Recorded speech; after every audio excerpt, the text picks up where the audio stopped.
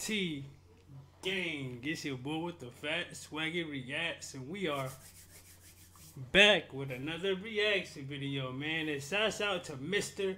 Nightmare. Now we all know that the New Year's is about to come upon us, man. I know a lot of you guys are probably out, you know, like planning a trip, like go to New York to watch the ball drop, or just like, know what I'm saying, just doing something like, you know, like different and whatever. But I just want to say before we get in the video, just be safe out there for one, guys, cause it is still some crazy people out there in the world, bro. And unfortunately, like I want to say, I'm like, RIP to everyone who lost their life in 2021, man, and hopefully 2022 it can, know what I'm saying, like be less deaths and more peace in the world, man, because we definitely need it, man. But like tonight we're gonna be checking out 7 creepy things that happened on New Year's Eve, man. So again, if you guys are traveling for the New Year's, man, please be safe out there, gang. But if you guys like scary videos, I drop one of these every night at 11 p.m. So hit that subscribe button and join in with us every night, man. So without further ado, let's get this video to 200 likes. Let's get into it, man. Let's go.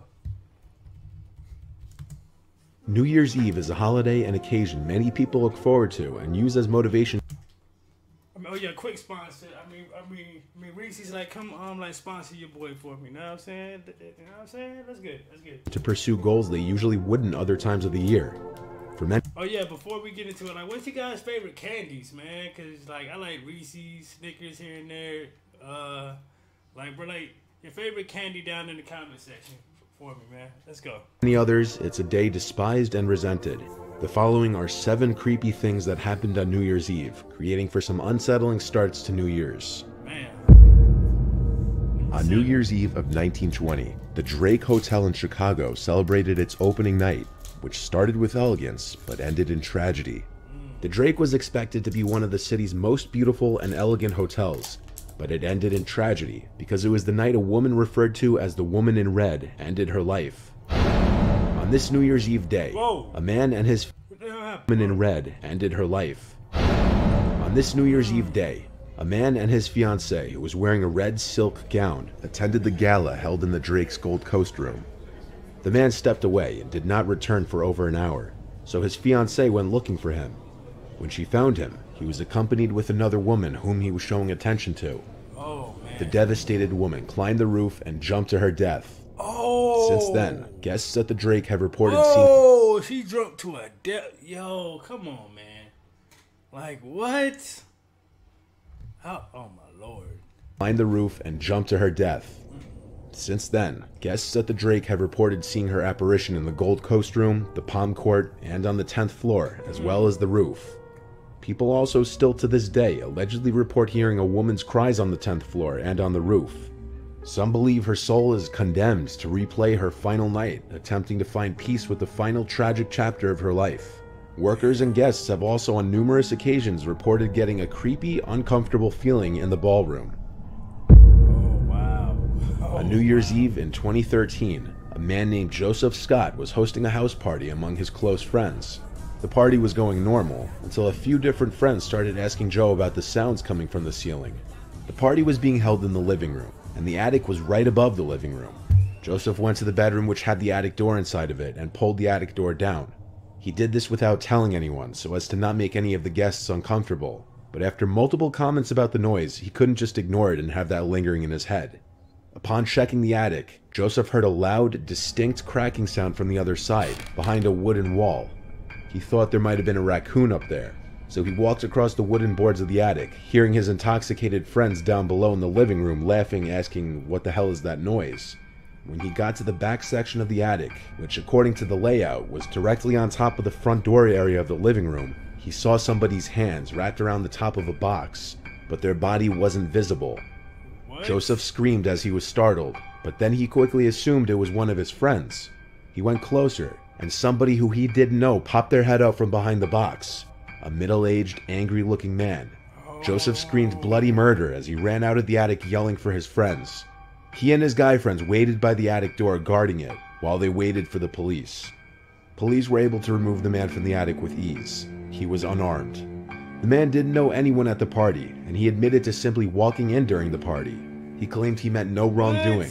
However, it's pretty... Wait. See, this is what I be saying about these little parties and shit, bro. Like, that's why, if I throw any parties, I'm bringing everyone that I know. I'm not just going to have them bring a friend, have her bring her cousins and her nephew. Like, no, I'm not doing all that.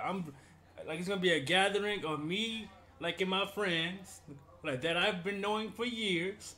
And that's how we gonna rock. You know what I'm saying? I'm not going to be having people hiding in my attics and basements and nah, bro, no. He admitted to simply walking in during the party. He claimed he meant no wrongdoing. However, it's pretty likely he was planning on robbing the place when everyone was gone. Exactly. Or possibly worse. Similarly, with this one we have another party crashing type of story, as yet another uninvited guest somehow finds themselves in a random party. Only with this one, the guests seem to have materialized out of nowhere and joined the storyteller's New Year's Eve party. There was an older woman dressed in all white who was seen by most of the partygoers. All of the doors and windows were locked, and no one admitted to letting the old woman into the house. Being in a polite and festive mood, the hostess did not ask the lady in white to leave, but according to multiple party guests, the woman reported that she was lost and couldn't find the party she was actually heading to.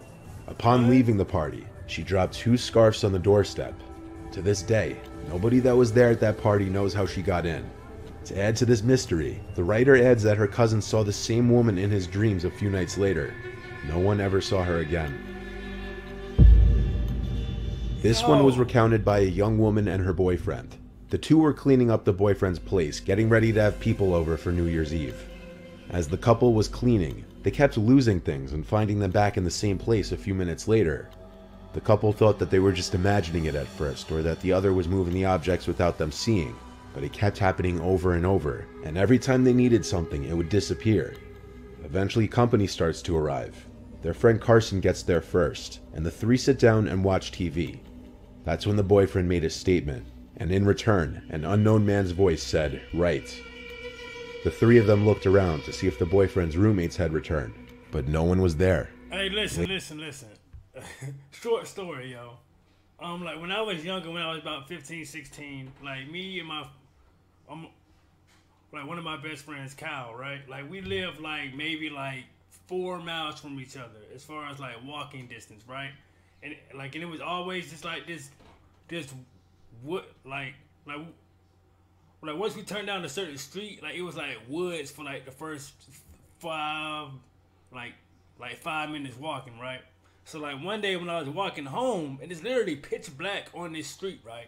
Pitch black, but I walked it so many times, I didn't pay no attention. I normally just put on my headphones and walk, right? So as I was walking or whatever, I didn't have my headphones at the time, so I was just walking or whatever, right? And I was just walking, and then all of a sudden from out the woods, I heard someone say, hey, what the fuck you say hey, I'm how you doing or something like that. So I just stood up whoa. I stopped and the back of your hair on the back of your neck stands up, bro. That's what happens to me, and I just took off running, bro. When I tell y'all, I did not stop running until I got home. I ran all the way home, bro, because that's some first 48 type shit right there. And I ain't dealing with it, know what I'm saying? So, listen, bro, be safe out here when you guys are walking out at nighttime, man. Thank God nothing happened to me. 3 of them looked around to see if the boyfriend's roommates had returned, but no one was there. Later, when the roommates did return, they told the couple and Carson that they had been hearing the same thing since the night of the recently passed eclipse. A while later, the woman went to the bathroom, and as she was washing her hands, she heard a loud cough right behind her ear. All of the hairs on her neck stood up as she ran out of there. Look. See, even her hairs on the back of her neck stood up. See? I know I ain't tripping. Behind her ear. All of the hairs on her neck stood up as she ran out of there. At first, no one believed her, but when the rest of their company arrived, and they too eventually said that they heard a cough in the bathroom as well, it's not hard to tell why everyone believed her after that. The woman heard a cough in the bathroom one more time the next morning, but didn't hear anything again for a whole year. leading her to believe the strange occurrences only happen around the holidays. Wow. The Monte Vista Hotel in Flagstaff, Arizona opened on New Year's Day of 1927, and during the 1940s and 50s was a popular spot for Hollywood guests, and more than 100 Western movies were filmed nearby. Some of the guests of the hotel included Bing Crosby, Jane Russell, Gary Cooper, Spencer Tracy, and many others. There are many stories and legends of ghosts in this hotel, one of the more notable ones being the Phantom Bellboy, who knocks on doors and then vanishes. There have been dozens of guests over the years reporting that somebody would knock on their doors, then when they open them, nobody would be there. Alongside the bellboy is often what is believed to be a woman who has been seen multiple times outside of the suite that author Zane Grey stayed in, which, as it turns out, is a room in which 2 prostitutes had been murdered long ago. But there's more with this hotel. Multiple guests who have stayed in the room that actor Gary Cooper stayed in have reported hearing a man coughing and clearing his throat, pacing back and forth. Many guests have reported feeling unnerved by the distinct feeling that someone is watching them in that room. One of the last more notable paranormal phenomenons that have been reported in the hotel comes from the saloon. People believe a former bank robber haunts the saloon, as again multiple guests have heard a voice and sounds from people who weren't there, and report an uneasy feeling of being watched. Ellen Roberts, a hotel desk clerk, reported that in 1970, 3 men robbed a nearby bank and to celebrate stopped in our lounge for a drink, even though one of the men had been shot during their escape. While having his drink, the wounded man died, and some believe that he is the spirit that's haunting this area of the building. The hotel remains open to this day, and many people visit in hopes of encountering some paranormal activity. What? No, wait. Like, people go there to try to experience a paranormal activity, so y'all want to see... Wow. Wow. On New Year's Eve 1997, 2 friends, Olivia Hope and Ben Smart, were celebrating New Year's Eve and ran into trouble after their rental yacht that they planned to sleep on was overcrowded. They located a water taxi still operating and got on. Sharing the ride with them was a man who learned that they had nowhere to sleep and offered to let them stay on his boat. As this was their only real option, they accepted, and the taxi took them to the man's yacht. They climbed aboard the stranger's boat between 4 and 5 a.m. After that, the 2 friends were never seen again. What? The police conducted an investigation, and despite a number of witnesses describing the same man and the same 2-masted sailing boat, they focused on a man with a smaller boat named Scott Watson. Where this crime case went from there has been a source of controversy ever since. Police are confident they got the man responsible for Ben and Olivia's disappearances and likely murders, but even 2 decades later, the mystery around this case remains. On New Year's Eve of 20... Well, bro, so what do you guys think happened? Like, think the guy just killed him and threw him in the water, like we did on the Mr. Baldwin video back in a couple weeks ago? I don't know, bro. The mystery around this case remains. On New Year's Eve of 2017, a group of friends had went on a camping trip to the Acadia National Park in Maine. They had been planning a New Year's camping trip for a long time, and it finally came to fruition. The 6 friends were separated into 3 different tents. They set up camp on a riverbank and set up their portable barbecue and campfire. The group had also come prepared with a bunch of fireworks to shoot off at midnight. For a majority of their time at the campsite, the friends had music blasting on their portable speaker and were drinking tequila. As the group got more intoxicated and louder, one of the friends told everyone to quiet down for a second and lowered the music because he thought he could hear something in the woods.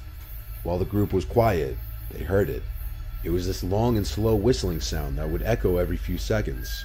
One suggested it was an animal, one suggested it was someone whistling, and one suggested it was a literal whistle being blown by someone. When they were quiet for long enough, the sound stopped. Eventually the group resumed playing their music and drinking their drinks. When midnight came, the group began to shoot off their fireworks one at a time. After maybe 4 or 5 fireworks exploding, a blood-curdling scream came from the woods. The screams continued on and on. The group stopped shooting their fireworks and all jumped into their tents to hide, completely freaked out. Yo! The screaming stopped, but 3 of the 6 said they heard footsteps approach the campsite, and through the tent walls, reflecting through the glow of the campfire, they could see a very tall, hunched-over figure, ruling out the possibility of some small animal making the screaming sounds. It didn't stay long, though. It disappeared along with the footsteps back into the woods. The group was so terrified they all communicated through their tents, not wanting to leave. They were simply too scared to even take the time to pack up and leave. You crazy. They waited it out until the sun began to rise. Then the group packed up and they were on their way. Not the most desirable experience to start a new year. Ain't no way, boy. You got that right, bro. Like, you got that right, because listen, I wouldn't want to bring in my year dealing with any of that, bro. That was crazy. Shouts out to Mr. Nightmare, man. Another banger to bring in the new year, man. Like, let me know what you guys thought about this reaction, man. How you guys feel about this? I'm like, what you guys got planned for the New Year's, man? I'm like, what are you guys doing on like New Year's Eve? You just sitting around the house or what? Just let me know down in the comment section, man. Make sure you guys are tuned in tomorrow when I drop another one at 11 p.m. gang and SRT gang. I am out this thing, man. Let's get it.